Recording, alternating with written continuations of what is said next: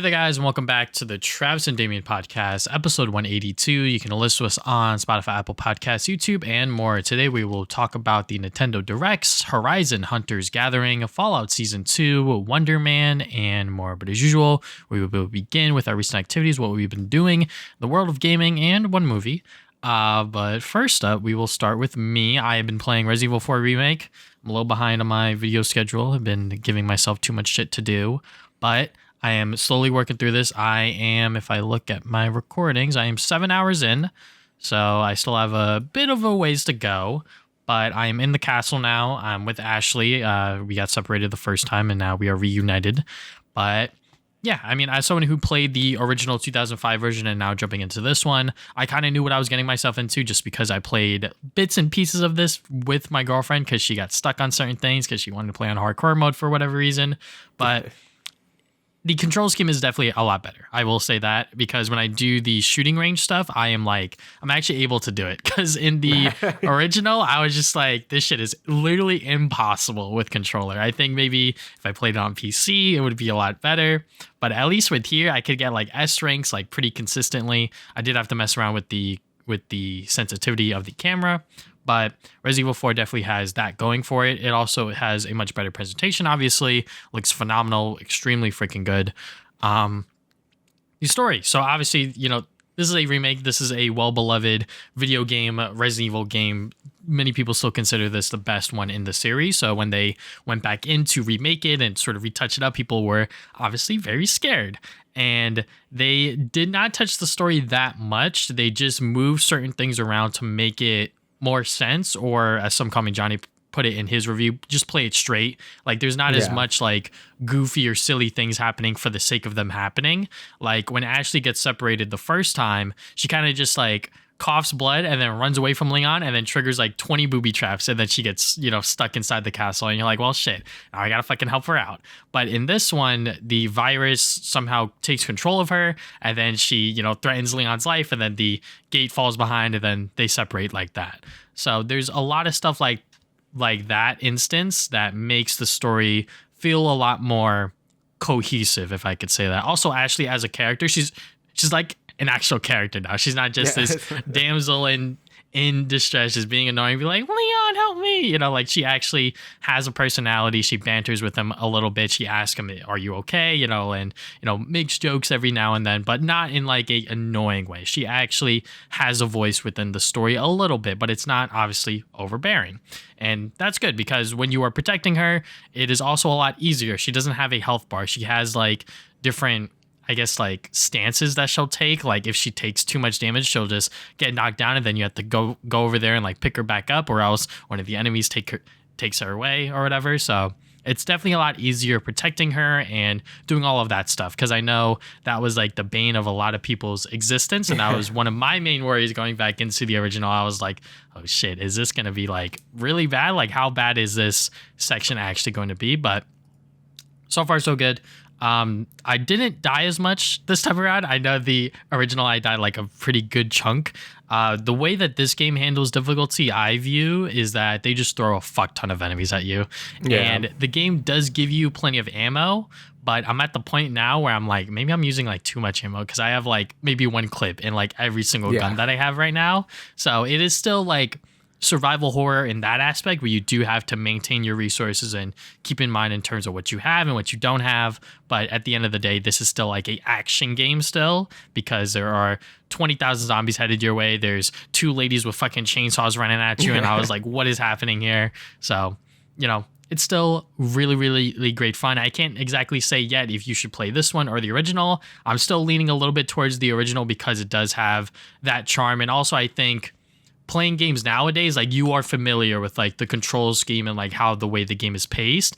I think the original game, it's definitely something a lot more fresh for people because it doesn't hold your hand as much. There's not fucking yellow paint everywhere, which like I don't mind. You know, we talked about it last week with the whole, or should I say last episode, with the whole ball and gun gamer argument where like people just don't know where the fuck they're going. And I'll admit, sometimes I was kind of lost on like certain puzzles, but my girlfriend helped me out because I'm a fucking idiot. But the game does have a lot of yellow paint on like breakable crates, the ladders that you need to climb. Like it's just plastered everywhere. And I think some people, they have the right to complain about that. I do wish that there was like maybe something that you could toggle on and off. I don't think there is a setting for that, but you know, I understand why they're doing all of these enhancements and changes to make the game, like I said, a lot more accessible to people that want to play it today. Because, you know, playing the original, it is definitely a different beast in its entirety. Yeah, so like I only played like, well, obviously I played all the remake. I played it like twice at this point. Like I played a lot of it, but for the original, I only got like I think like halfway through the castle and then stopped. I probably do want to do a full playthrough of it eventually. But in terms of the remake, I definitely enjoyed it a ton. Obviously, all the modernized controls helps a ton. You know, the original didn't have like tank controls per se, but it definitely had like when you shoot, you have to like commit to it. Like you have to like stand still and like aim at the zombies, which is fine. I think that adds like an extra layer of like, you know, you don't feel as overpowered like you do in this game where you could, you know, move and shoot and you just feel pretty badass most of the time. In the original, like you really still had to stand your ground, make sure you're in a good position and not just like fire off all willy nilly. In this game, you know, you definitely have those more modern controls that can make things a bit more easier. But I still think the game has enough of the spirit of the original while being its own thing to make it stand on its own. Like, you know, like you said, Ashley is like more of a character now. You know, she's not just screaming for Leon all the time. You know, some of the gameplay, you know, like Ashley being able to heal her, give her health upgrades, like that stuff felt a little too...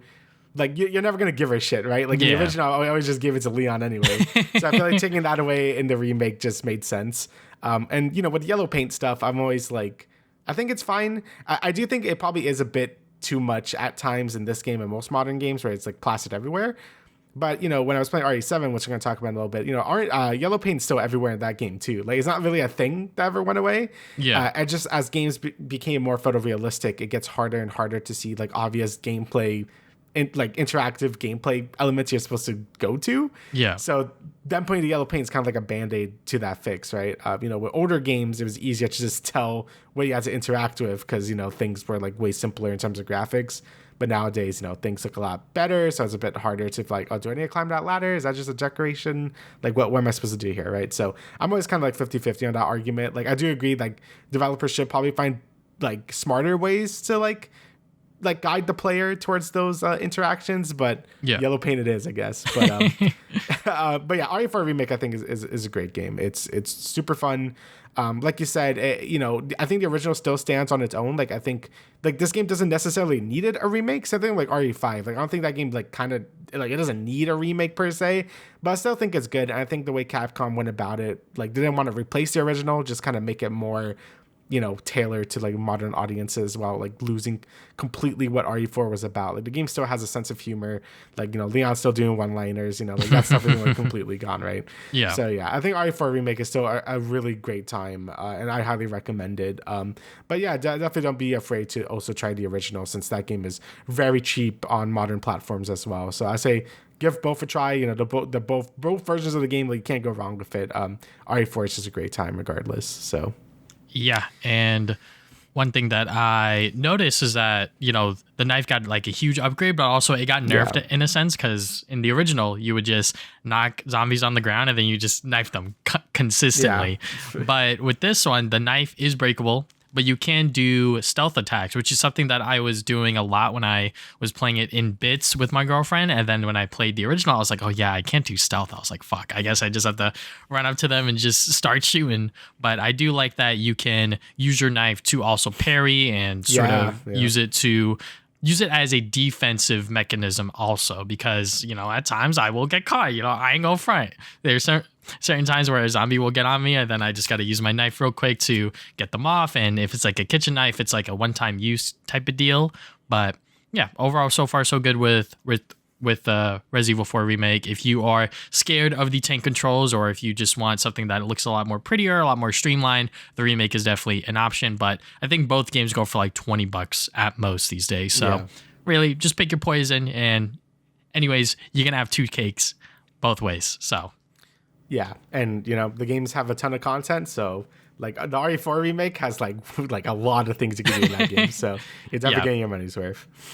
But yeah, for what the Resident Evil I've been playing, I finished up 7 and it's most of its DLC. I think I'm missing like one major DLC, but yeah, I basically did all 7. Last time I talked about it, I think I just went through like I was in the house. Now I finished the whole game, and the game is great. Like I think the game takes the best bits of things like RE2, but the game is very scary. You know, you feel very defenseless most of the time. But, you know, as you go on through the game, you get that nice power progression where you gain more weapons. You get like grenade launchers and flamethrowers, and it starts to feel more like a traditional Resident Evil game. But also has its own unique style of it being first person. You know, you're not playing as any of the pre-established characters. You're playing as Ethan Winters, who's just like a guy for the most part. Yes. And I think that adds a lot of freshness to the series, since, you know, RE6 was kind of like a disaster when it came out. You know, a lot of people liked that game. It strayed too much into the action side of things. It wasn't scary anymore. So this was a nice return to form for Resident Evil. And, you know, that first half of this game is just like great. You know, the Baker family, all their sections are Jack Baker, the mom, the Lucas with his saw traps. You know, that stuff is all brilliant. Like that's definitely the best part of the game. The second half of the game is kind of where it gets a little like, it's still really good, but it does start to peter off a bit. You know, you have the giant boat segment, which I don't think is that bad. People rag on the boat a lot. It is like pretty long, but that feels the most like traditional Resident Evil, where you're just given this like big map to go through.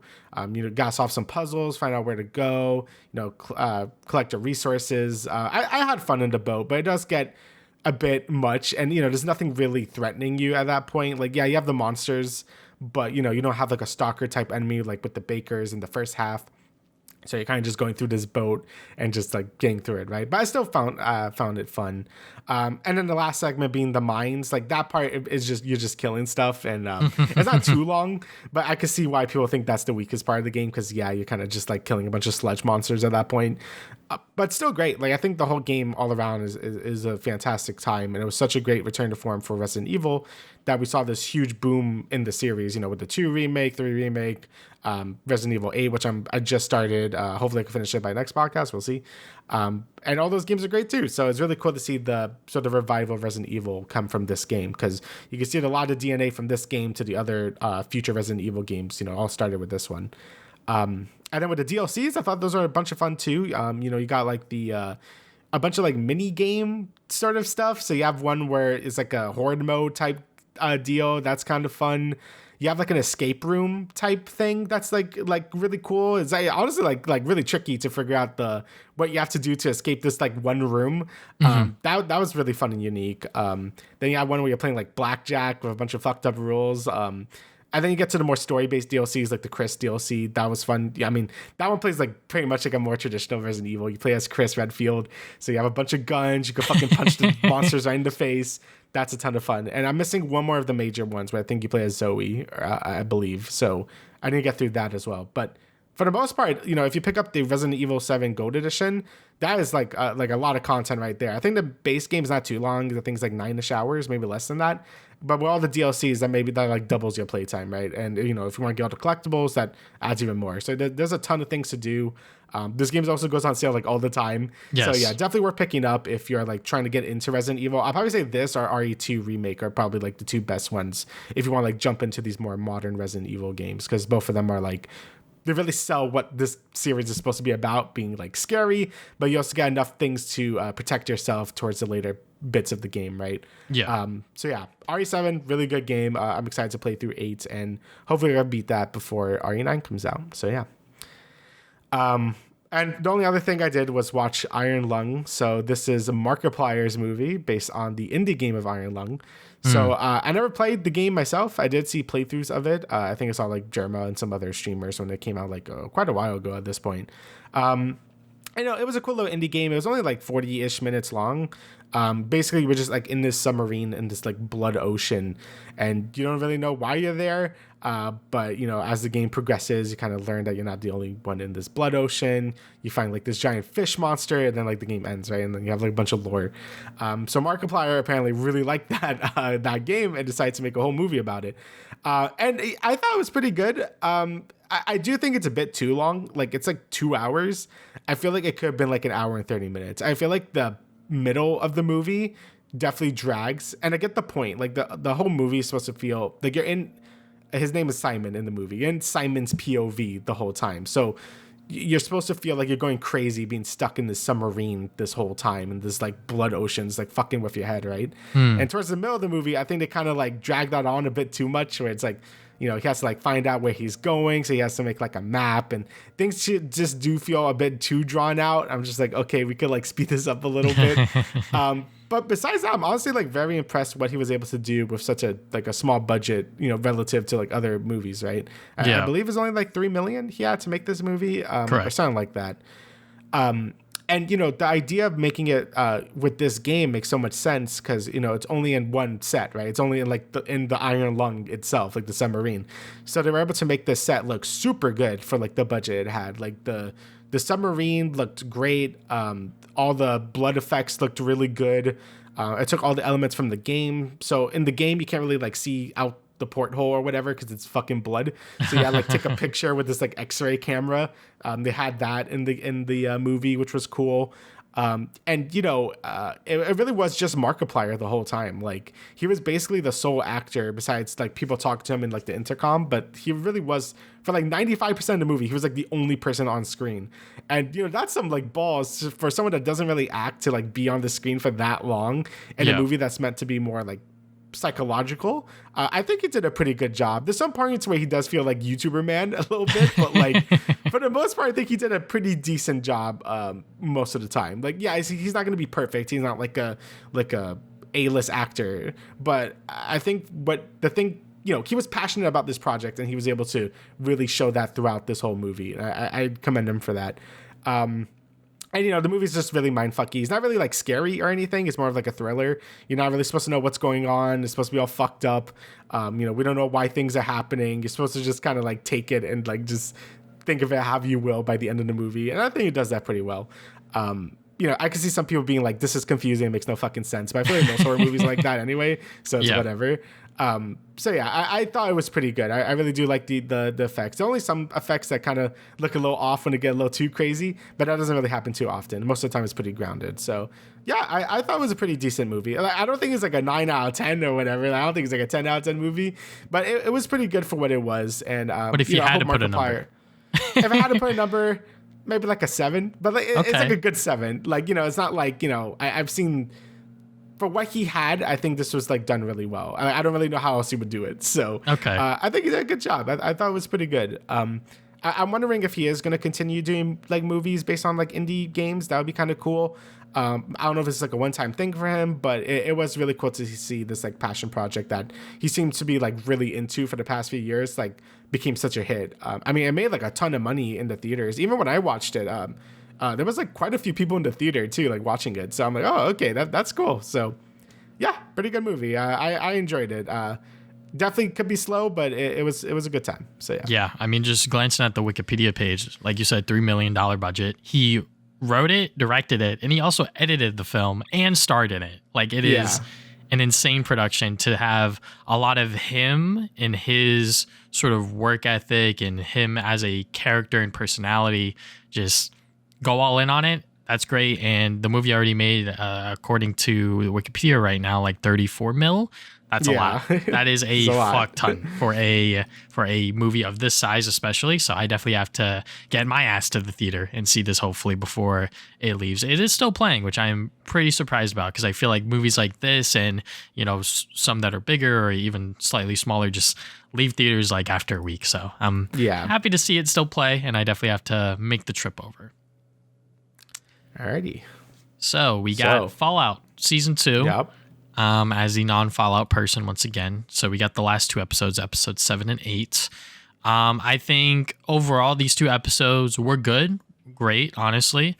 But the overall season, you know, now just kind of like looking back overall, I think the season did a decent job of like following up what season 1 did, right? Because I think season 1 had like very little expectation of being as good as it was, especially as a in-continuity Fallout series that is within the timeline, right? You know, people are very, you know, touchy about that stuff. They're like, I don't know if they should be doing that. Maybe it should be in its own little bubble, but this does take place in the main Fallout universe, and it's cool for them to expand it in the way that they are right now. I just think season 2 didn't have as big of an impact that I wish it could have. I think the characters have definitely evolved and moved past certain things that they once were before. Like Maximus is finally becoming his own person and realizing that, yeah, I should do what I think is right and not, go with this legion or like whatever else people are telling him to do. And, hopefully he doesn't kill as many people as he did last season. Yeah. And Lucy is also kind of following that same arc where she wants to do the right thing. She wants to do what is best for people. But I think she's realizing that now the world is not like that, black and white as it is, And Cooper, Cooper's the GOAT. That guy is fucking insane. It is always a pleasure to see him, whether he is the ghoul or Cooper Howard, just seeing his character and how the past relates to the present and all of this other stuff. But yeah, overall, I think that the season was good, but I just think that there could have been more lasting impact and more or less a setup for the next season. Yeah, it definitely was more of a character-driven season rather than like what season 1 was going for, which was just like everything. And I do agree that season 1 was better in terms of that, since probably because I had like no expectations. I didn't even know it was coming out. Yeah. Until people started saying how good the show was, because I remember they were showing it on like the Game Awards and stuff. I'm like, I don't give a shit. Then it came out, and I'm like, oh, this shit is actually like really good. And with season 2, I think our expectations were a lot higher just because we knew the show was good. And I think it mostly met that. But, like you were saying, it was more about character development, especially with Lucy and Cooper. They're seeing their two sides and how they're developed, with like Cooper starting to be more optimistic again, gain that like hope in humanity again, I guess. And Lucy sort of, like you're saying, not seeing the world as black and white anymore. Like, it's a more gray world out there than what she initially thought. And just seeing that evolve throughout the season was definitely the most compelling part of it. I could see some people being mad about certain New Vegas stuff, like from the game being kind of shafted a bit, but seems like how this season ended, it looks like we're not entirely done with New Vegas just yet. It looks like they're going to spend another season in this region, unless they like do some weird shit in season 3. I don't know, but it seems like they are going to be sticking in New Vegas for a little bit longer. So that's pretty interesting to see, since the NCR and Legion are big parts of New Vegas. So it's going to be cool to see that, unfold in season 3, if, to go with it. I don't know if they're going to like jump cut into be like, oh, it's fucking over, but I guess we'll see once we get to it. But in terms of like the nitty gritty stuff, in episode 7, this is more like just set up for episode 8, basically. We finally get more backstory on Seth. Obviously, we knew she was like Canadian, but and like I was saying before, in Fallout lore, like US took over Canada, so they're like the big 51st state, and fucking topical. Oh god, topical bullshit. But anyway, so I guess she was in like some like internment camp or something, and she was able to escape to the US, and then like kind of weasel her way into like, I guess, like the top brass of the US. So because later we see she does marry Hank, and that's how she was able to get into the executive vault. So that's pretty interesting to see as well. Then we see more flashbacks with Cooper. So this sort of is like the finale to the flashback scenes for this season, being that Cooper really wants to do the right thing. He didn't want to give the Code Fusion, or I guess they're calling it the diode now. So I still don't know what this thing is, but he didn't want to give it to House because he's like, I don't trust you. But House is like, dude, I'm not even going to be one to drop in the bomb. So like, whatever. So like, give it to me or not. You got to give it to me eventually. And he does. But instead, Cooper trusts in the government, which is always, shouldn't do that, and gives it to Clancy Brown, the president of America. And in Fallout lore, the president at this point is being controlled by the Enclave. And it looks like that's like, now they're finally bringing up the Enclave by name now. And they're basically like the big bads of like the Fallout universe. They're like the remnants of like the US government. And I guess they were like the Illuminati pre-war, I guess, and they wanted to like start all this to begin with. So yeah, you give Code Fusion to the president, not a good idea, because now that's just gonna actually cause the end of the world. So you get to see why Cooper Howard was so jaded to begin with, because he knew he fucked up, and like this basically, him trying to save the world ended up killing everyone to begin with. So oops. Yes. But yeah, then throughout throughout this episode, you can see the Ghoul and Maximus kind of get into Lucky 38, so they can finally deal with all the final stuff in the season. So the Ghoul obviously going to confront House. Maximus just killed a bunch of Deathclaws. I do like his whole plot throughout two seasons just are these two episodes are just killing a bunch of death claws, which is like, yes, that's cool. It was like badass. Seeing that NCR power armor is really cool, and it kind of plays into what I was saying before in our last discussions, where Maximus like was kind of like born to be like an NCR soldier instead of being like a Brotherhood of Steel, since they're like kind of fight for like that good fight rather than the Brotherhood of Steel being like fucking crazy cult people. So it's kind of cool to see Maximus get that character development as well. Start like just become a better person rather than like following all these groups that like they do kind of good things but are mostly in it for their own interests as well. And then we see Lucy starting to learn how fucked up this whole mind control virus or mind control chip is. And I made a prediction in this and it ended up being true in episode 8 anyway, where they actually did use that Krongus woman that was helping Cooper in the past. And her brain was sort of like the template for these mind control chips. And she's kind of a good person, but also kind of an idiot. So they ended up using her brain to make these mind control chips. So that was fucked up. And then we get to episode 8 and there's like the whole big finale thing. We see the Legion. They finally become one. I do like the last Caesar was just troll them, being like, oh, there's only like one Caesar, so fuck you. Yeah. And then fucking Macaulay Culkin just like eats that fucking paper. It's just like, nah, I'm the real Caesar now. And they have a really stupid joke. It's like, we gotta go to Vegas and get Caesar's Palace. I'm like, okay, bro. There's an actual place in Vegas, but sure. So that was cool. And, it started setting up this NCR Legion plot line for season 3, which is cool. I thought it was a bit weird how they were like not really that present in this season to begin with. Like I said before, there's such a big thing. They're like the main thing in New Vegas for the most part. Like most of the game is like Caesar's Legion versus NCR. So it's kind of cool to see them like get back into that in full force. And then we got a lot of cool moments. Like I said, Maximus still fighting fucking Death Claws.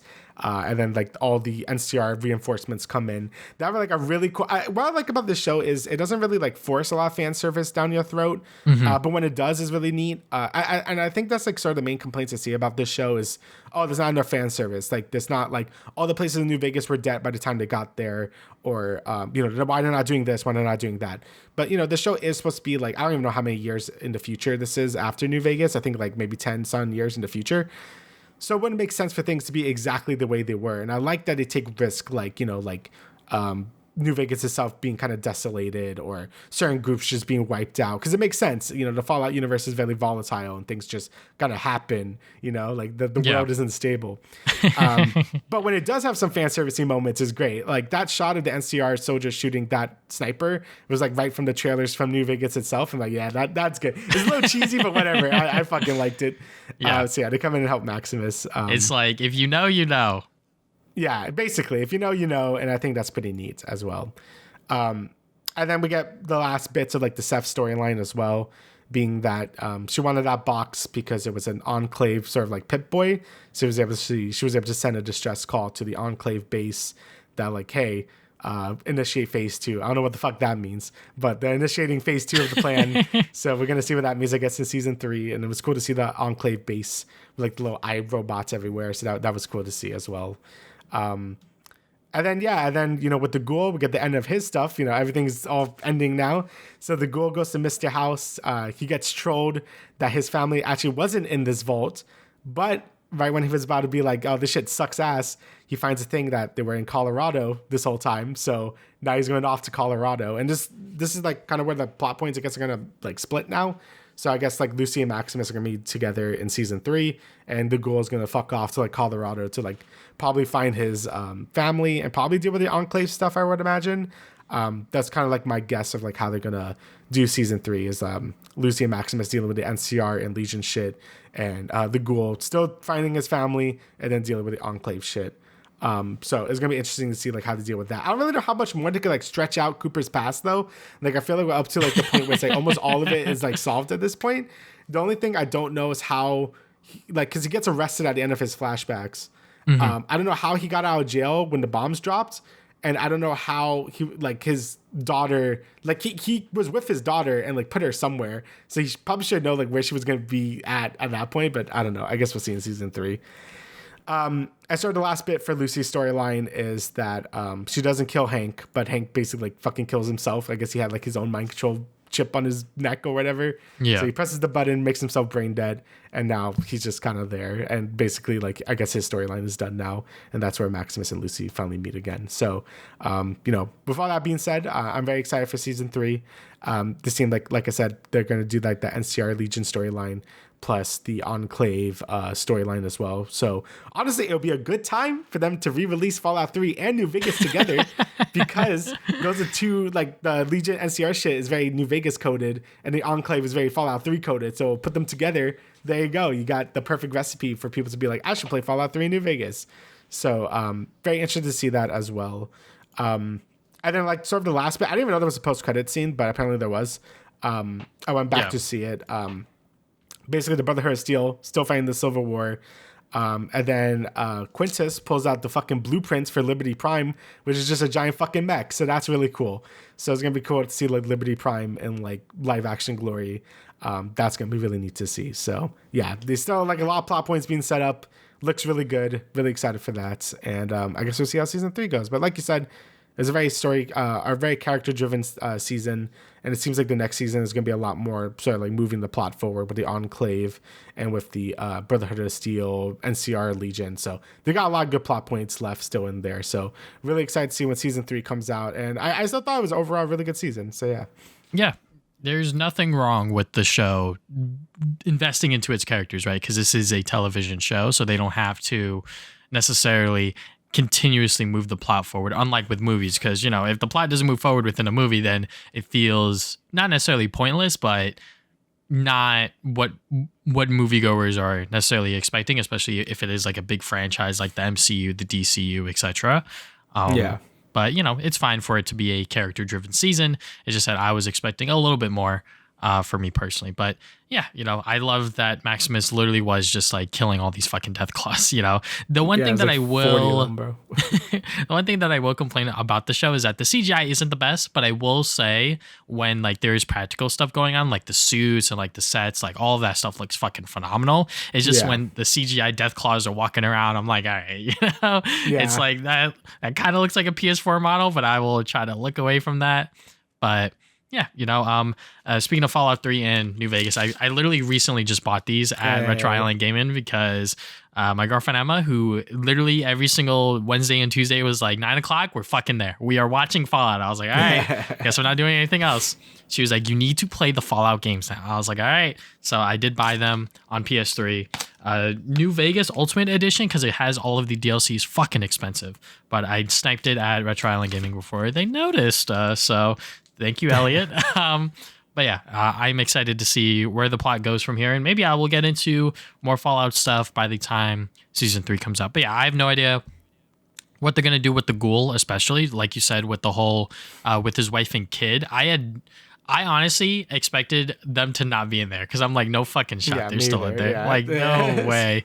So, you know, I guess he's going to go off to Colorado and maybe they'll try to find a way to interweave his plot line with Maximus and with Maximus and Lucy. But, you know, I'm afraid that might cause viewer fatigue because the ghoul is such a cool fucking character. Yeah. And freaking Walter Goggin, he is just such a great actor as well. Like, I feel like certain fans are going to be like, all right, when the fuck are we going to get back to their storyline? Because obviously, like, Lucy and Max, like, they are still great characters and they have their own place within the show. But I think maybe some fans will get a little too invested into the ghoul plotline and be like, we want more of them. Get these two fuckers out of here. But I hope that doesn't happen. I'm just predicting how the fan base is going to react for season 3, if they're even going to do a sort of plot line like that. Yeah, I do like how it is investing itself in, like, not kind of like wrapping itself up too quickly. Like, I feel a lot of shows like kind of lose steam. Like, usually the first season is always like the best for most shows, and then, like, you know, they keep going, but then they have no plan going forward. Like, you know, they sound like Stranger Things or whatever. But it's just like, okay, like what are we doing here, right? I do feel like this show has a very clear cut way of, like, it knows where it wants to go, and like it sets up so many plot lines that it knows it's not going to solve in this season. Like, the whole thing with the super mutant just shows up and just like fucks off. Like, I like that because it really shows that they have confidence that they want to do more with this. They want this to keep keep this train going, keep a lot of mysteries going. And I like that. I like that it's like a long form series. Like it's not trying to like rush itself towards the end. And I like that. And like you said with the ghoul, the ghoul basically is like the main character at this point. Like he's definitely like the driving force of the show. So I guess we'll see how they handle their like sort of split plot line, which I'm guessing will happen in season 3. But it's gonna be cool to see Maximus with Lucy again. Just like we got like the whole Lucy and Ghoul dynamic in this season. So I like they keep switching who's with who throughout the seasons. I think that's pretty cool as well. So overall season 2, really good. If you do play Fallout 3 New Vegas, just be aware they're very buggy. So. Yes, I mean they are Bethesda games after all. Yeah. So. All right, so last bit of entertainment things that we've been watching is Wonder Man. They quietly dropped this, another black superhero show on Disney Plus within the MCU. They just quietly dropped it, and it came out on January 27th, and we watched all 8 episodes. It's 8, yes, yeah. All 8 episodes. I was about to say 6 because that's usually the norm, but they just dropped all 8 episodes at once. We follow this guy, Simon Williams. He's an actor and he is trying to get into Hollywood, but he is also someone with superpowers. They don't necessarily explain where he got the powers from or anything like that, but hey, he has superpowers. And then we got Trevor Slattery. He is the Mandarin from Iron Man 3, in case you don't remember or whatever. He was also in Shang-Chi. So they brought him back in for this season of Wonder Man. And honestly, like just straight off the bat, after watching like the first couple of episodes, I was like, holy shit, this is like fucking great. Like, oh my God. That first episode really does like set everything up in terms of who Simon Williams is and like what his motives are, right? Like he is such a fucking actor. Like he is invested into everything that he does. Like he is triple, double, quadruple thinking about every little thing about his character. And obviously that causes him to get fired from American Horror Story, because when I was watching that scene, I was like, damn, like this guy's like really fucking invested. But I could also understand being on that set and being fucking pissed off at this guy because he's delaying everything over like the smallest and like littlest things going on, right? But overall, I had a great time watching this season. Even like the ending, I honestly thought that the ending fit the overall narrative and like the sort of through line plot line that they were going for. Yeah, I really like the show a lot as well. I didn't know what to expect, because MCU shows aren't necessarily great most of the time, and also like there was just like no real advertising for this show. They kind of just dropped it. It's like, all right, here you go, whatever. But I'm glad I did watch it, because I loved it. I thought it was such a nice. I feel like every MCU thing lately has been a bit like they have like the same formula, especially the shows. Where you have like the beginning, they introduce like the friends and all the family, maybe the initial like plot or whatever. Then you have like they fight the villain. It always ends in a big CG fight, I feel like all the shows kind of end up the same way. And it feels like, oh, these are all the fucking same. With this show, it definitely feels like it's just like a fucking actual TV show, it doesn't feel like a normal MCU thing. And it's kind of cool to see like this, at the same time expand sort of like the MCU universe besides just the superhero stuff. And not everyone's going to want to be a superhero. Like sometimes having superpowers is just like an awful thing to like have. Because, obviously they have like the whole episode dedicated to the doorman, which I thought was very funny. Yes. Where, it explains why actors aren't, it kind of like bans actors from having superpowers because like bad things could happen. And, this whole season is basically him trying to hide the fact that he has powers so he could keep being an actor, because that's what he actually wants to do in life, right? And then, throughout that, you see like all his relationships like fall apart. You get to like really see Simon Williams for who he is, like being a really passionate, like creative, but also being like very lonely, like having no friends. And his friendship with Trevor by the end is honestly like really sweet. Like it's a very like tight bromance, and yes, it's a very classic like liar reveal type story. But by the end, you really like buy into their like really close friendship, and how Trevor, he went from just not really caring, just wanted to get his freedom from the damage control, to being like, no, I actually like this dude a lot. We have a lot in common. He's like actually a good guy. And, I started to feel shit when he like took the fall for him by like, he pretended to be the Mandarin to like Yes. blow up the set or whatever. And I'm like, that honestly is like really sweet. Like I felt so bad for Simon because I'm like, he's trying so hard, and I do like he's not like a perfect character either. Like he is kind of like an asshole, like but like you feel for him a lot, like where he's coming from as well. And yeah, I think they just play all that stuff like super well. I'm honestly just shocked that like you did a show that was like really good. So, yeah. Like, you got to give a shout out to Destin Daniel Crin and Andrew Guest. They are the creators of the show, and they did a fucking fantastic job. And I cannot wait to see what Destin does with Spider-Man. But yeah, it's just so much about this show feels just like great television. Like, we have our main characters who are flawed in their own right. We spend time with them as characters. We jump back and forth between the past and present to see where their motives are, their family life, how they got into the situation, why he's helping Damage Control, and like just these two characters, Simon and Trevor, just seeing them butt heads with each other, have their heart to hearts. It was just honestly such a blast and such a great show because of them too. And also the whole like meta commentary about like Hollywood and like trying to become an actor. I think that has to be like one of like the hardest jobs to get into creatively is like acting, right? Because there's so many fucking actors out there, and it feels like the acting space, once you make it, you fucking make it, because you're able to just like literally snowball that into so much other shit. Like when Simon was at like that dinner and it was like, all right, bro, you got Wonder Man, like your dream role. All right, maybe we could do like this Netflix movie. And then he's like, Trevor, what should I do? He's like, maybe you should do a play. And he's like, yeah, maybe I should do a play. And it's like, well, that's not normally what people do, because, that doesn't rake in as much money compared to signing on to a freaking streaming movie or Netflix movie or whatever. And I like that the show was able to just bring everything about Hollywood together, maybe not in the same way as The Studio, I believe. That is another show that I think Kevin Feige was afraid that people would compare this show to. I haven't watched that show personally, but I could see why he was afraid of that, because I believe they wrote, shot, and like did everything for the show like over a year ago. And they've literally just been holding on to it.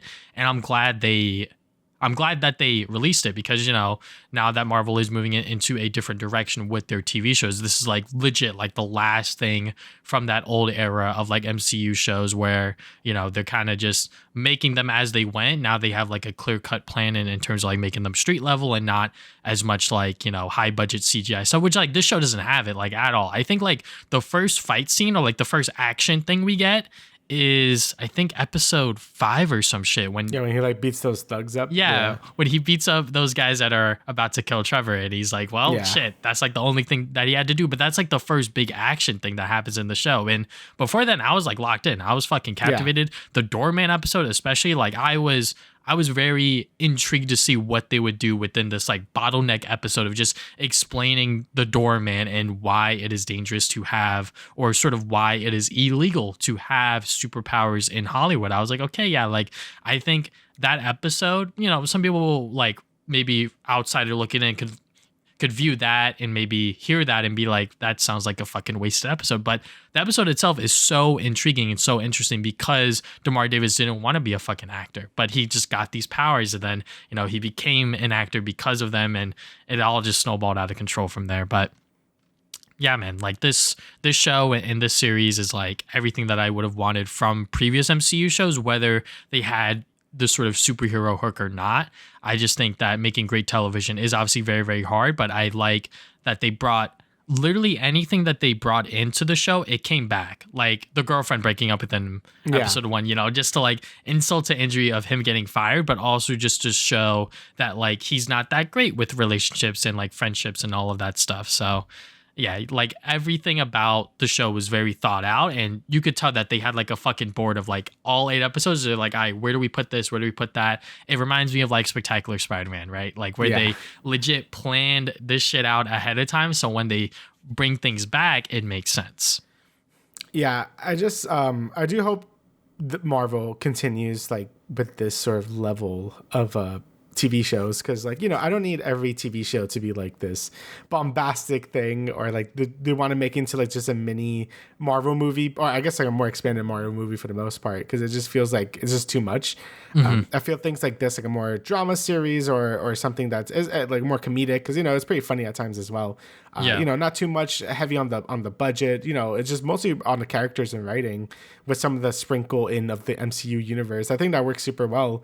I know Daredevil is also like, I'm bringing up Daredevil because it also doesn't really use CG as much either, because it's more like hand-to-hand combat to begin with. So things like this or something like Wonder Man, where you're just taking more slice of life type deals, I think that's definitely the direction it should be moving forward with. Obviously that's harder, because like you have to actually have like good writing to begin with. You can't just be like, look at the characters fight, it's so cool. Yeah, Wonder Man is definitely like something that surprised me. I just didn't really have much expectations. Like I didn't really know what to expect coming in, but I ended up really enjoying it a lot. Had like a lot of heart to it. I thought all the characters were great. I mean, like Trevor himself, like gotten such a like a, he was such like a nothing character in Iron Man 3 to being like, from Shang-Chi to this. I'm like, I don't know why they're obsessed with him, but I'm glad they are, because he's a fun character. Look, and, he works on Simon Williams, so. Yes, he is great with Simon Williams. And I was one of like the few people when Iron Man 3 came out, I was like, you know what? I kind of like the Mandarin twist. Obviously, as someone who hasn't read the Iron Man comics and doesn't necessarily understand the Mandarin character, I like that it was kind of them faking it and using that as a way to make that movie work. And then they even brought that back in within this show where we get to see him auditioning as the Mandarin. It's like, I sound evil, and like do all of this other stuff. Also, just like the fucking cinematography and like the way episodes are shot, I'm just like, holy shit. Like some of these, like just straight up, the camera movement is just so freaking good. But yeah, if you told me like years ago that like this character would like become like a fan favorite or something that would become more than it actually was within Iron Man 3, I would have been like, what the fuck are you talking about? Even though I like, Trevor in that movie, I was like, why do they keep bringing him back in? But it makes sense within this series now. He's an actor and he's someone that could help Simon and sort of befriend him and all of this other stuff. But yeah, Wonder Man's great. Yeah, definitely a good show. Definitely watch it. It kind of sucks. They kind of shafted it. Like they kind of just dumped all of it. Just like, here, watch it, whatever. Definitely should pay attention. Like if you're like too jaded about the MCU, like I think this will definitely be. It's like Andor, where it's like it feels very disconnected from like what Star Wars is or what the MCU is, and it's kind of just like a good show that takes elements from their universes to like make like a good thing, right? Obviously it's not like heavy or whatever as Andor, but like it's like definitely in that same vibe where it's like it feels distinct from its like from its separate universe, and it's great. So yeah. Definitely watch Wonder Man. Don't let it get shafted, because it definitely deserves to be watched. It's not too long either. It's like 30 minutes per episode, 8 episodes. It's definitely like super bingeable. So yeah. Yeah, especially if you are a creative, you might not be as sort of nitpicky as Simon Williams is, but you can understand the process that he's going through in terms of, the auditions and all the other stuff that he experiences within the 8 episodes. But yeah, so now let's get into the general news of things. So first up we got is Dispatch Censorship on Nintendo Switch consoles. So this was a pretty decently sized story, I will say, just because Ad Hoc Studios, the developers of Dispatch, said one thing, and then Nintendo very quickly was like, hey, wait, actually, we just tell them that like this doesn't meet our guidelines. We don't necessarily force them to change anything, but if they want to, they can. So this all started when if you buy the Nintendo Switch 1 or Switch 2 version of Dispatch, you will see that the game is just automatically censored. Like there will be black boxes and just censors everywhere in terms of like the nudity and like the sort of more adult themes that the game has. And, people were like, why the fuck is that? And then Ad Hoc was like, well, that is just how, different platforms have different content criterias, et cetera, et cetera. So they were working with Nintendo to adapt these elements. And then Nintendo was like, we require all of our games on the platform to receive rating from independent organizations and to meet our established content and platform guidelines. While we inform partners when their titles don't meet our guidelines, Nintendo does not make changes to partner content. We also did not discuss specific content or the criteria used in making these determinations. So yes, Nintendo does have a sort of thing where it's like, yeah, you could be on our platform and like, this is good, this is not, but like they don't tell them exactly what's what. So these black boxes and sort of the censored version that ad hoc release is just their way to get on Nintendo's good side. That's how I view it, right? Because, you know, when you have a big game like Dispatch and you want to get on a platform like Nintendo, that's like thousands, maybe even millions of players that are missing out on your game if they don't have a PC or PlayStation 5 to play it on. And it's like, okay, well, we want to get our game, you know, on sort of the eShop. How are we going to do that? Let's get on Nintendo's good side as much as possible. Okay, it doesn't meet their guidelines, we'll just fucking censor everything. And, you know, take it for what you will. I think it doesn't necessarily affect the game that much, in my opinion. I think that it just removes the choice for the player on the Nintendo platforms, right? Because, you know, this is obviously a very M-rated game. It might not look M-rated, but it's a very M-rated game in terms of its content, its story, and what you're playing. But, you know, I don't think it's that big of a deal, in my opinion, but I could see why some people are upset by it. Yeah, it just seems weird because, like, Nintendo like approves like so many like hentai games on their eShop that's like actually a problem, but also like bigger games like I believe Baldur's Gate is on Switch. I actually don't know. I think like Divinity and stuff. Obviously Cyberpunk for sure. Yes, those games have like heavy nudity. Like, and those games are fine. I mean, Cyberpunk on the Switch 2 was a big headliner for the Switch 2, and that game is obviously full of you know, very M-rated stuff. And they were okay with just promoting that as a big showcase for the Switch 2. So it seems weird that Ad Hoc felt the need to like censor themselves. Like it seems like they just did it in advance so they didn't have to deal with any headaches. But I feel like Nintendo's pretty good with like allowing creatives to just kind of just put their stuff on there. I mean, even some of their own games, like, you know, like Xenoblades or whatever are very, you know, they got some things going on and they don't care. So they just like let you do it. I mean, they published fucking Bayonetta 2 on the Wii U, so like it's fine. So I don't really felt the need, like why they had to do it. My guess is they kind of just wanted maybe to lower the rating for the Switch version specifically, maybe so like more people could buy it since, you know, they associate the Switch with more child audience. So maybe they just want to get ahead of that, but I'm not too sure. It just seems like a very weird way to go about things, and it seems like to just make a bunch of drama for like no reason. They should have just left it as is, and if Nintendo really had an issue with it, they would have like told them, right? I felt they kind of like pre-did it so they didn't have to deal with it. But again, like I said, Cyberpunk is on the Switch too, so like I don't really see the issue with that. And you know, Cyberpunk basically has the same amount of like curses and nudity as like Dispatch does, so don't really know why they had the need to like censor it at all. Especially like, if you are gonna play Dispatch, like you kind of want to do it uncensored. I'm pretty sure they curse every fuck they say as well, and they say fuck a lot. So like, it just would sound really awkward. So yeah, I don't know. It's a bit weird that it's just censored to begin with, but hopefully Ad Hoc maybe releases a separate version at some point, just or like unlocks the censorship feature so Switch players could just like play the game as intended. But right now, that's kind of just what you're stuck with. I probably should just play the game on PC or PS5 if you can. Until Ad Hoc kind of like resolves this. But yeah, right now it just seems like a lot of drama for like no reason. And it didn't have to be like that because Dispatch is a great game. It's kind of unfortunate that it's getting met with like all this shit. So yeah. But yeah, I actually have like a lot of Nintendo news now that I look at it. So we got like 2 directs. So first one being the Tomodachi Life Direct. This happened on the 29th of January, which was like about a week ago. Or more than a week ago at this point. And this was like the big direct for Tomodachi Life. So sort of like the big things is like the game being set on an island. So it's very much, a lot of the things they describe are very Animal Crossing New Horizons. Like you have your island, you could build it up, you can invite the Miis you want, you can make them how you want. All of them are customizable. You could be non-binary, so that's really cool. You could have same-sex marriages and or relationships, so that's really neat. You can make them whatever the fuck you want. They don't care. So that's really cool to see.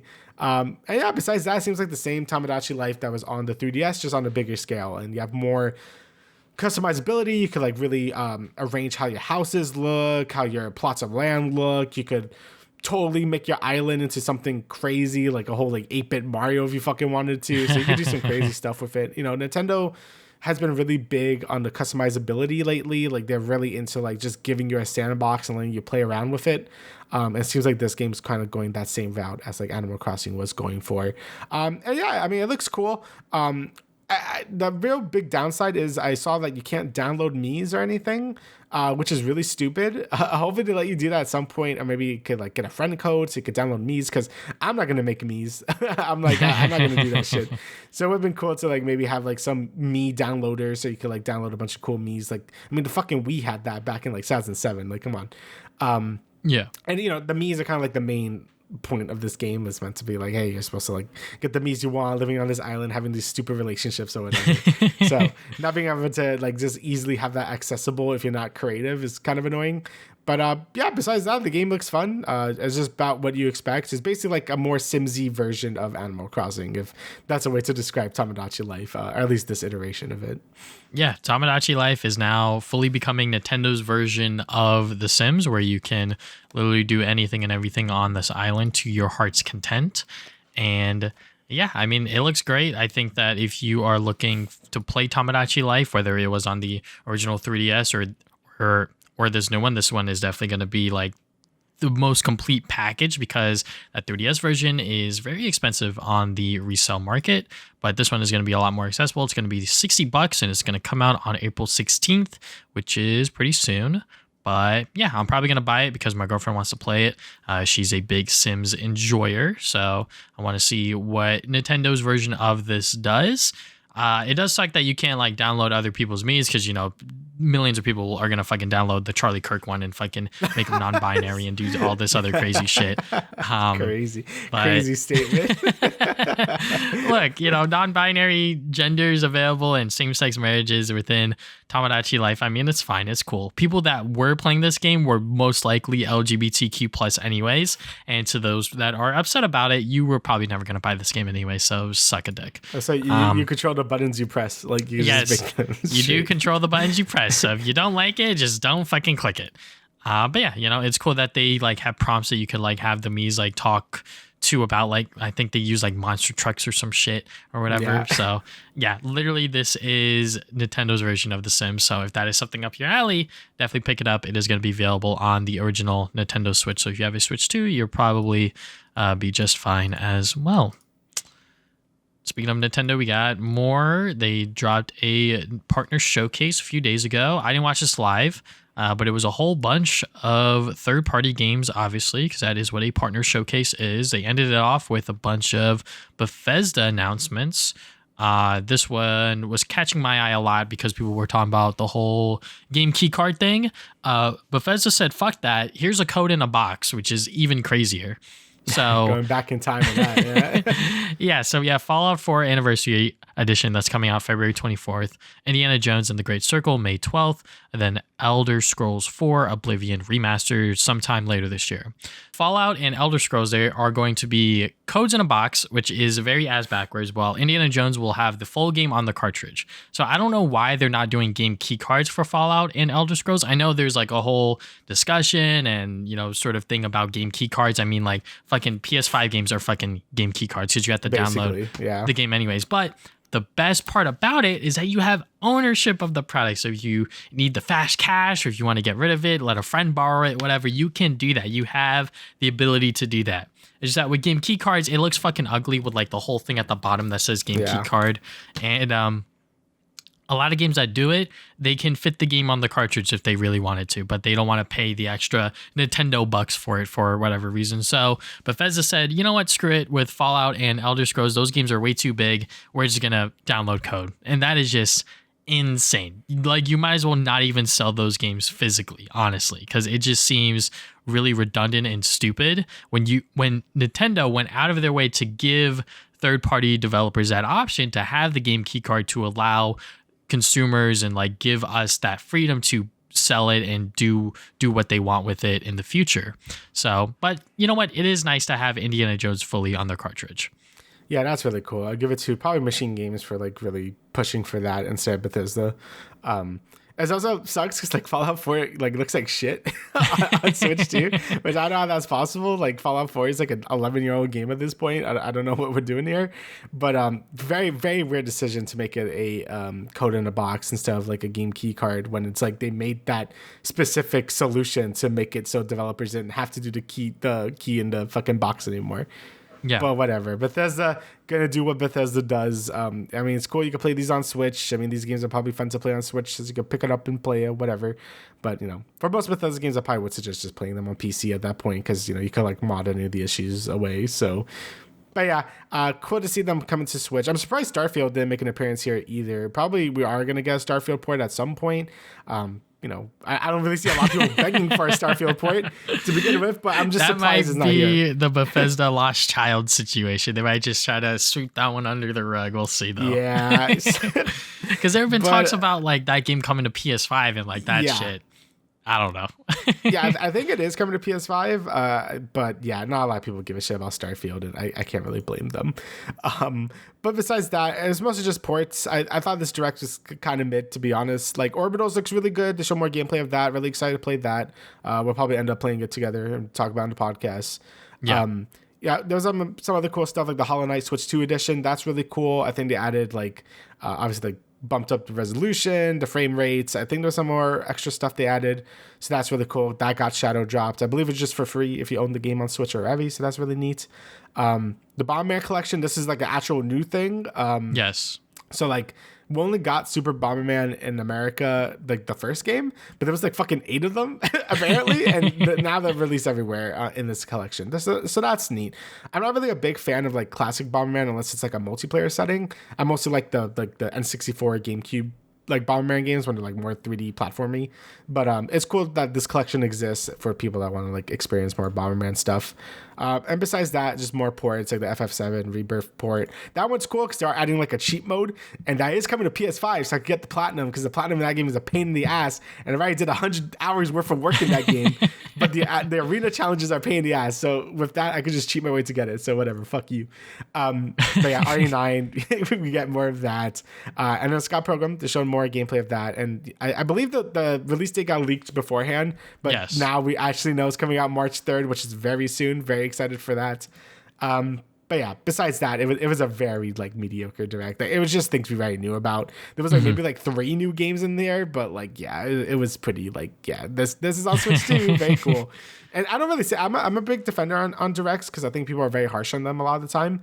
But this one was literally almost everything we knew about. So it's just like I don't know what else to say.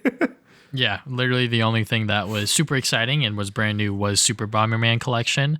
The other games, they might have been shown up before. They might be brand new, but, you know, it was just smaller indie projects that we were not that interested in. It is cool that we got a first visual look at the Resident Evil amiibo because, you know, when they did that showcase a few weeks ago, I was like, what? Amiibo? But we're not going to see what the fucking amiibo look like. I mean, they do look a little chopped, I'm not going to lie. They do look chopped, yeah. But, you know, it is nice to get, you know, a Grace and a Leon amiibo, and they give you skins within the game. So yeah, a really ugly, like, pistol skin. It's like neon blue.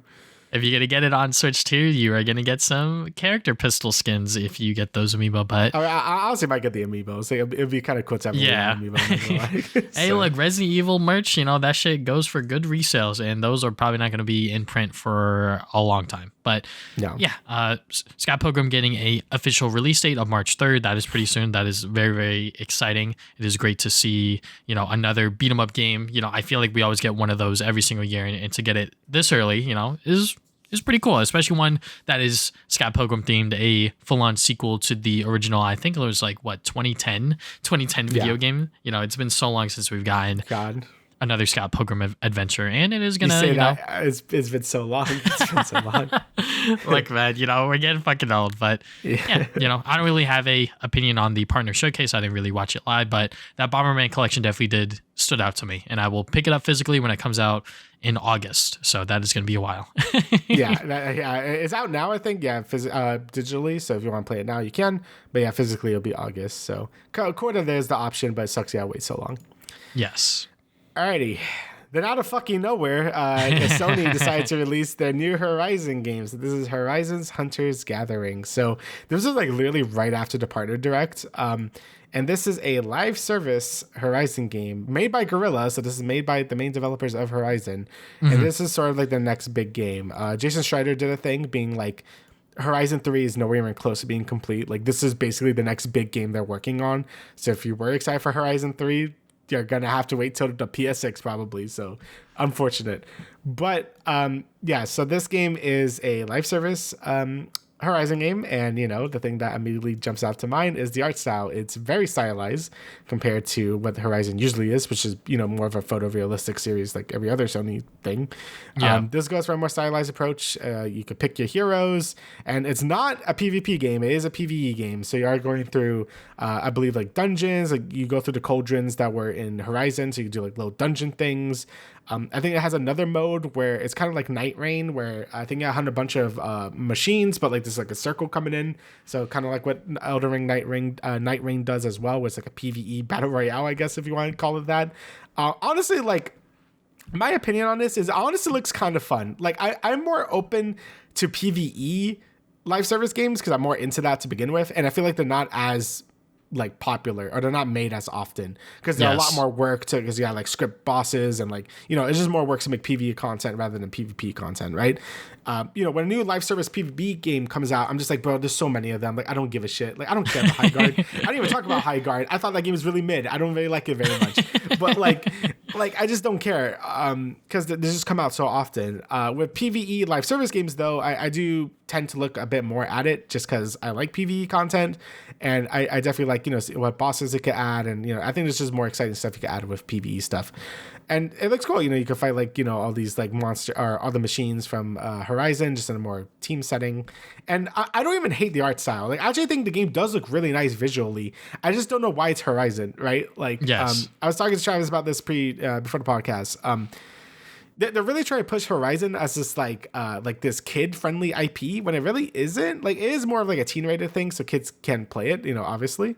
But with Lego Horizon and now this game, I don't know why they're pushing it so hard towards a team demographic. Well, honestly, if they want to do like a spin-off game like this art style would be perfect for something like Jak and Daxter or something, right?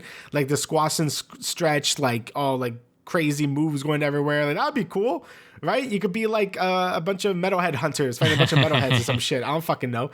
Like, they have IPs for this, like obviously Ratchet Slide, Jak, you can bring like an Ape Escape. Like, you have like IPs that are more geared towards like that younger demographic. I don't know why they keep making Horizon this like IP for that, but whatever. But yeah, either way, people hate this. The comments are all fucking negative. When it's a live service game, the art style change is delaying Horizon 3 by like a lot. So people are not very excited about this. I will play it. Again, I don't think the game looks bad, like both gameplay wise and graphics wise. I actually do like the more stylistic like graphics. I just don't know why they pick Horizon for this. Like, it could have been like any other IP, and I think it would probably worked better. But honestly, like a Ratchet and Clank game that looks like this, like that would be cool too. Like, obviously, I know I'm a Ratchet and Clank boy, but like whatever. But yeah, like honestly, like, I honestly don't even think it looks that bad. The combat looks kind of fun. Like, it doesn't look bad. I just think like the live service fatigue, the just the art style change, and there's just so much that it makes it immediately hateable to a lot of people, and I can't really blame people for feeling that way. I also don't know if it's free to play or not. Like, I know they're having play tests, but like if you do need to pay for this, which you might have to, honestly, now that I look more into it, like it might be like a $40 game. Like, I just don't know how well it's gonna live, right? And this is taking up a lot of resources from Guerrilla to like make this rather than just Horizon 3. So yeah, I guess we'll see when it actually does come out, but I'll definitely give it a try if it's like either cheap enough or free to play. Cause I honestly like don't hate it immediately like other people do, but I could definitely see why people disdain it so much. Yeah. I'm just trying to look at their FAQ to see if there's anything monetarily wise here, but nothing's coming up as far as I could tell. Yeah.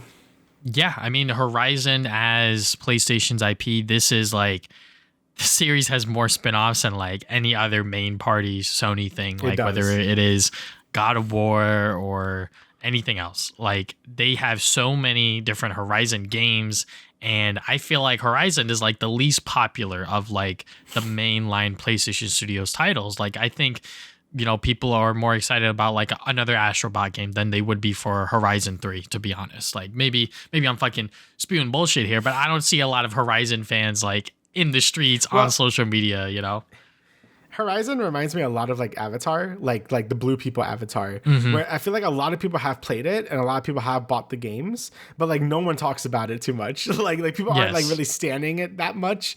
Like people like know about it, but like you don't see a lot of people being like, yeah, this is my favorite series of all time. And I really like Zero Dawn. But like, to have like what, like they have the obviously Forbidden West, the actual sequel. Then you had Call of the Mountain, which was the VR game, Lego Horizon. Now this, I'm like, does it really deserve having like this many spinoffs in such a short amount of time? I don't know. Hard to say. And I don't even hate the series like other people do. Like I don't think it's like an industry plan or whatever like people say. But hey man, it could be. It's just weird how much love it gets compared to like everything else. It is a bit odd. Yeah.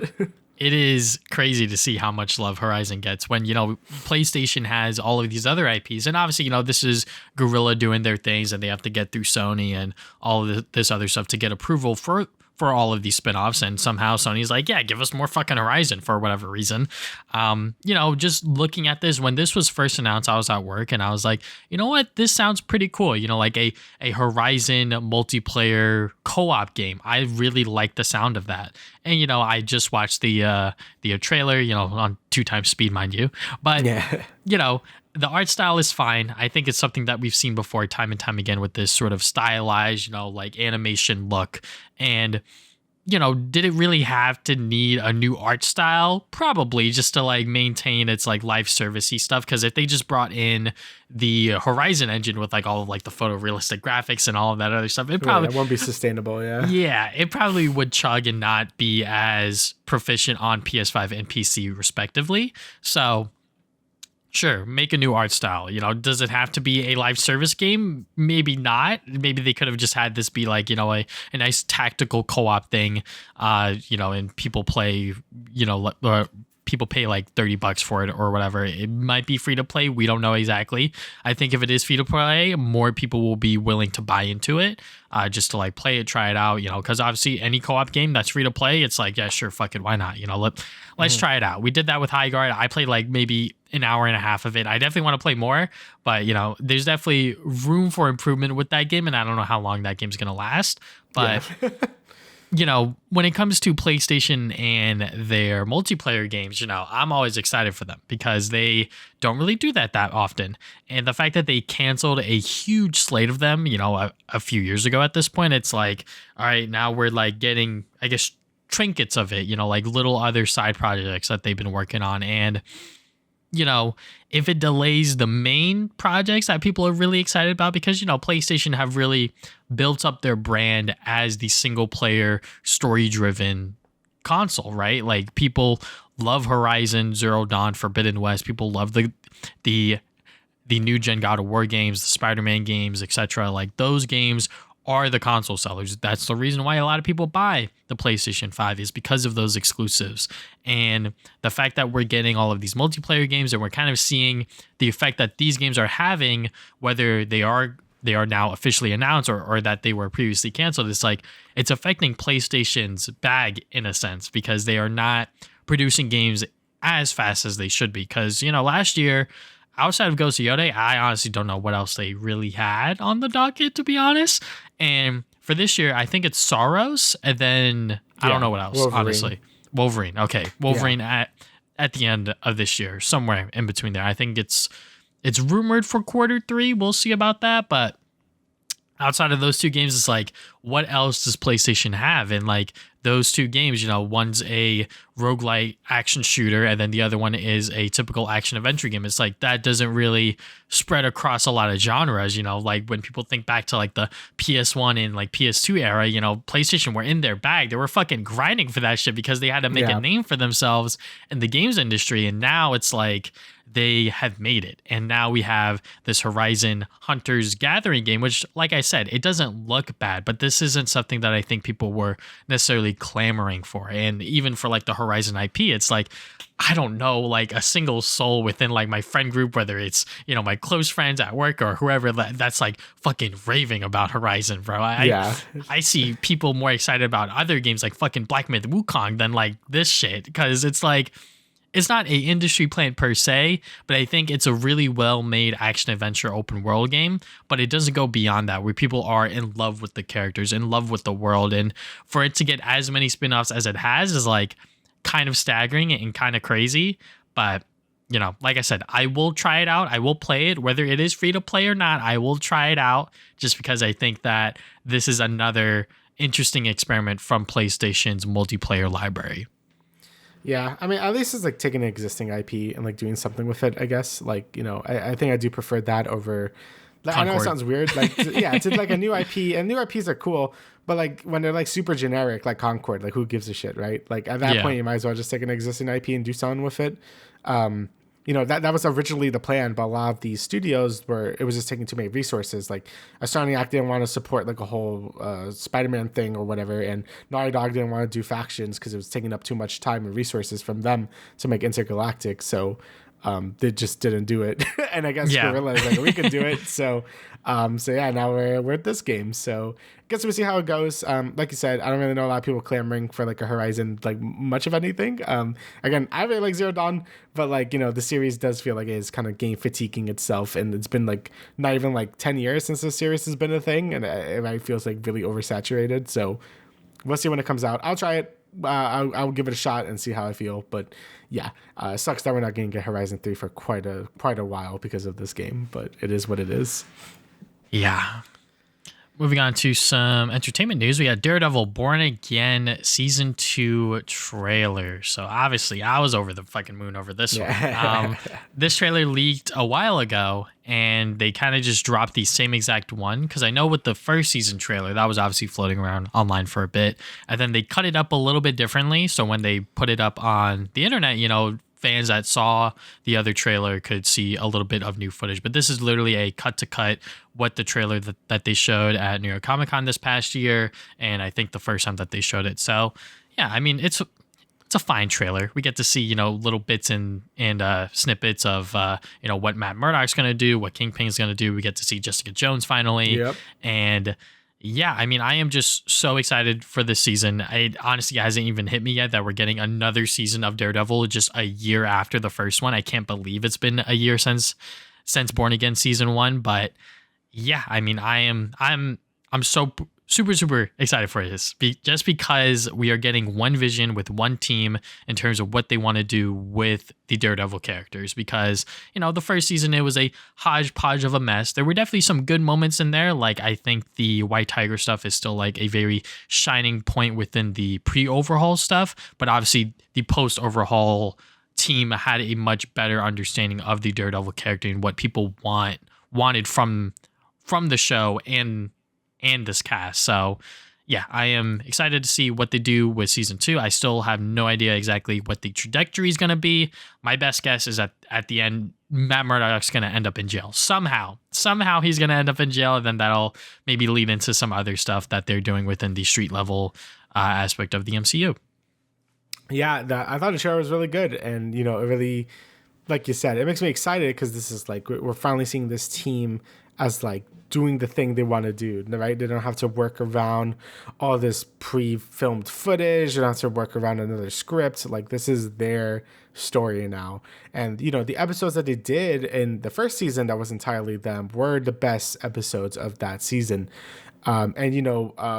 Born Again season 1 was a really mixed bag. We talked about it, and, we were just like, it could have been a lot better. But I think, but they had to work around. I think they did make something good. Like they were able to like salvage like the best out of a bad situation.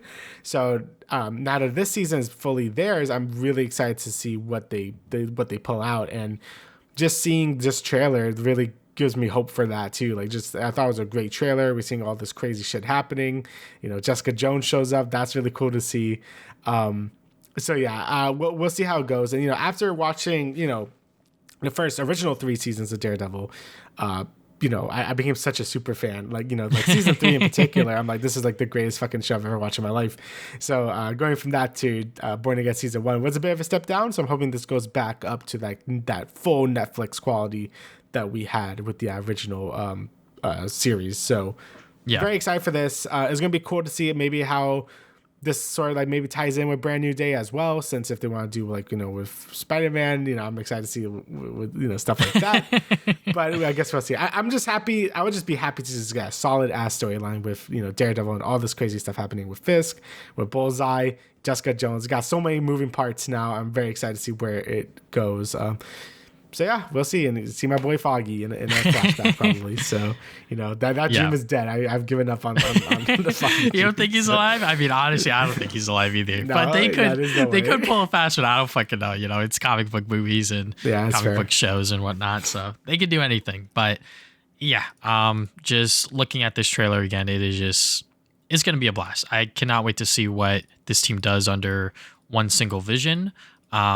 But I think that this also might be like one of the most timely political shows right now, like especially with season 1 with like the whole Antifa thing, and like they're gonna bring that back within season 2, obviously, and the parallels to ICE that's going on right now. It's like this show was predicting a lot of shit that we didn't realize last year that's all happening right now, and I'm sure the show's gonna tackle that within some aspects, because I know there's like a protest going on, and there's like candles and flowers by his stairs, so maybe they killed someone on camera and nothing really happened. So we'll have to wait and see. But yeah, I'm super duper pumped for this, and obviously with the whole Punisher one shot special that they're sort of coming up with also, I wonder where that's gonna go, because I don't know if John Bernthal's in season 2 as much compared to season 1. So right, okay.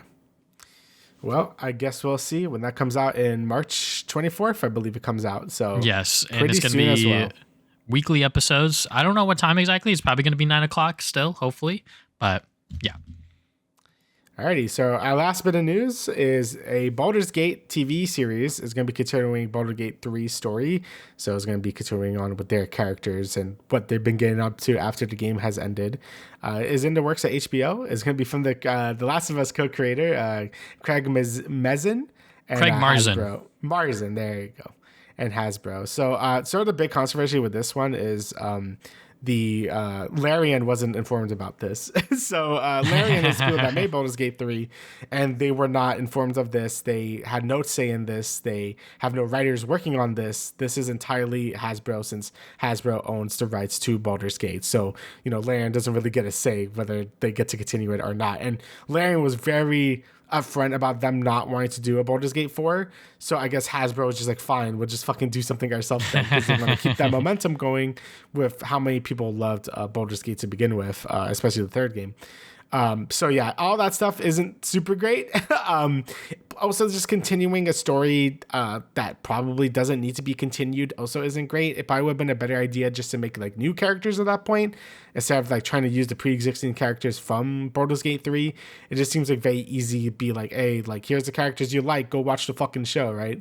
And obviously, the co-creator of Last of Us, he hasn't had a lot of, that show has been, He lost a lot of good faith after season 2.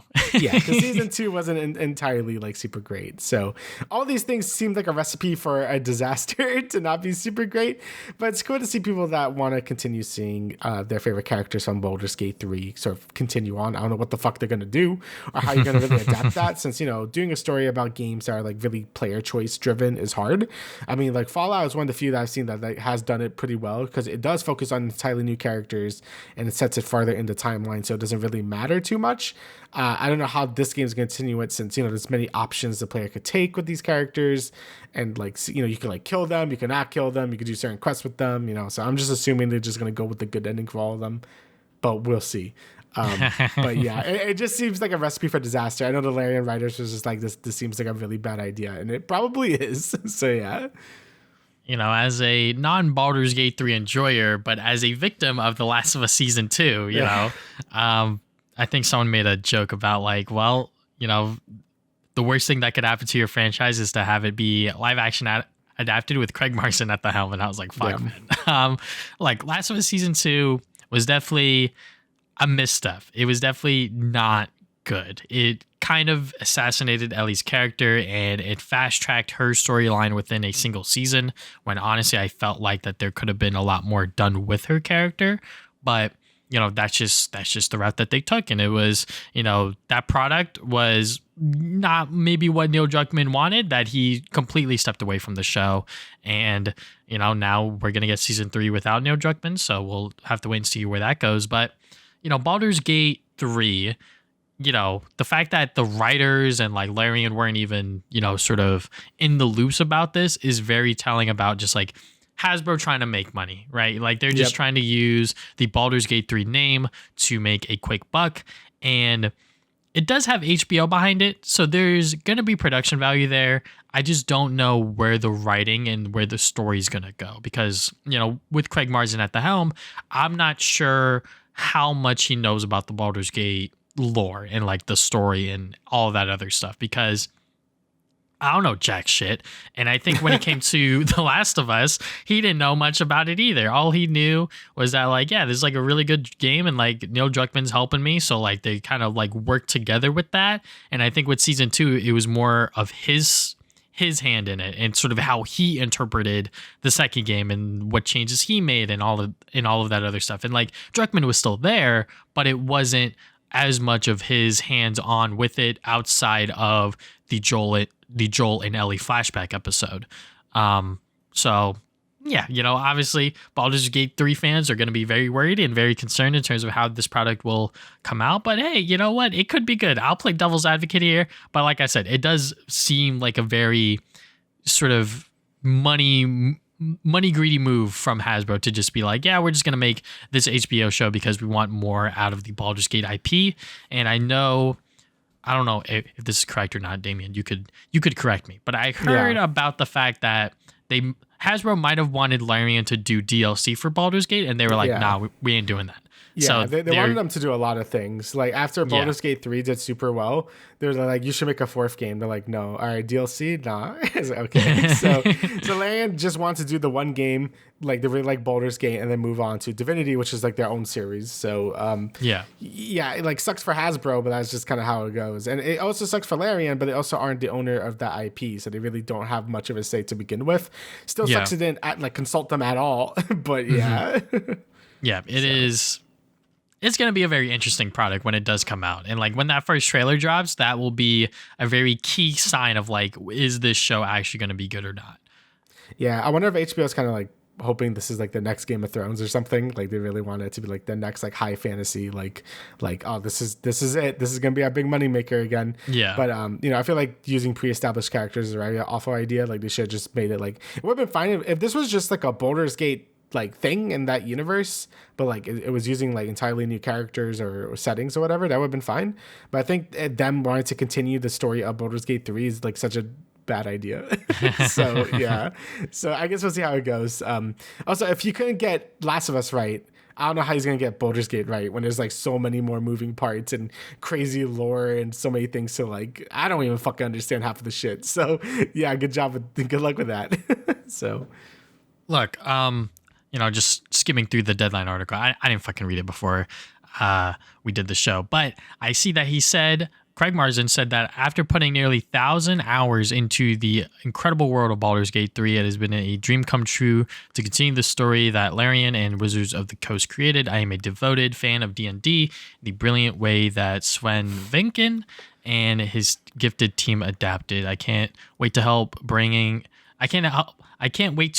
Baldur's Gate and all of its incredible characters to life with as much respect and love as we can, etc., etc. So, I mean, he's saying he's a fan. So we'll see. Yeah. We'll see. We'll fucking see. Because, I just, everyone kind of lost faith in him after The Last of Us Season 2, me included, just because it was a really bad season. So, yeah. But I guess we'll see. One bad season doesn't mean you're the worst person ever in Hollywood or whatever. So we'll give him a shot. But I still think all of this doesn't sound like a super great idea. Like a super great idea. Yeah. So we'll see when it actually does come out when we start seeing trailers for it. But my hopes aren't high at the moment. I'll probably say just wait for Divinity if you want more of that good Larian stuff, I guess. But yeah.